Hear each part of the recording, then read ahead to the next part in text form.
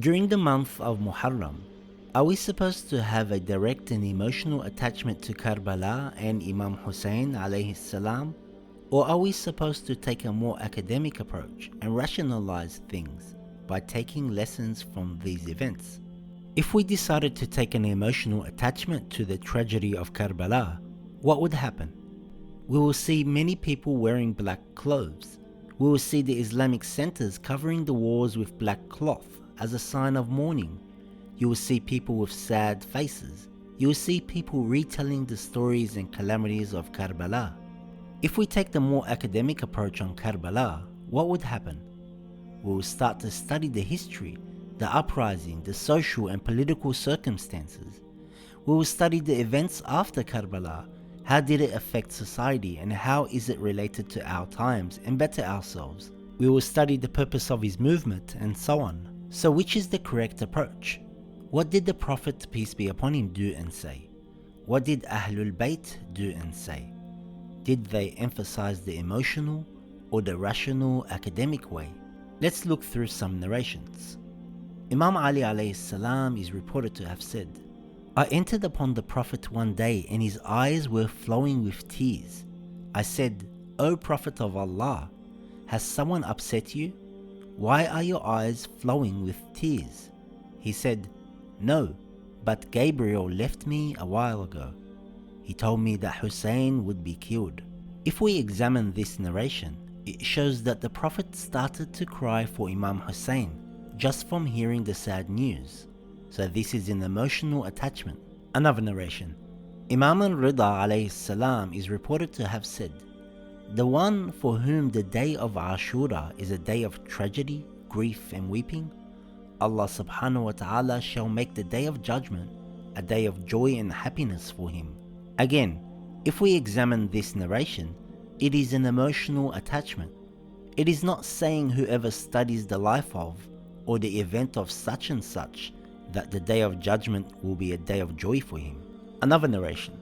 Imam al-Ridha is also reported to have said, in the month of Muharram, my father Imam Kazim alayhi salam would never be seen laughing. Gloom and sadness would overcome him for the first 10 days of the month.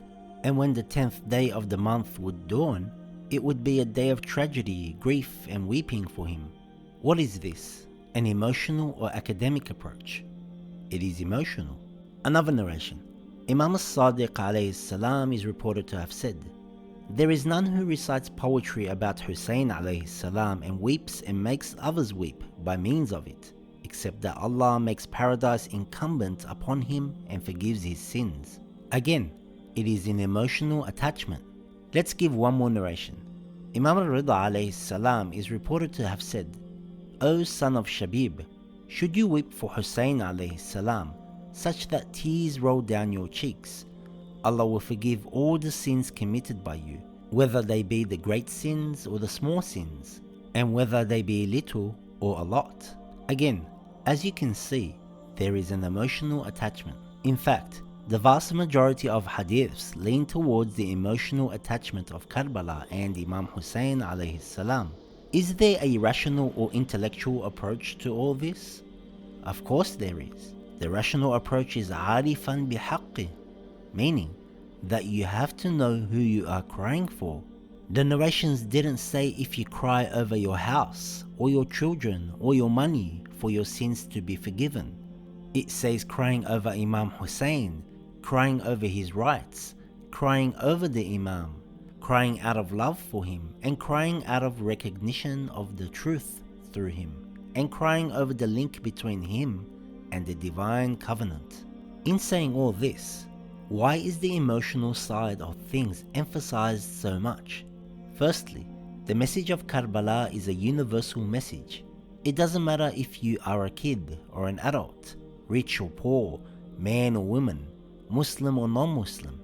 The revolution, the movement and the tragedy of Imam Husayn is not just for the Shia of Ahlul Bayt, it is for everyone.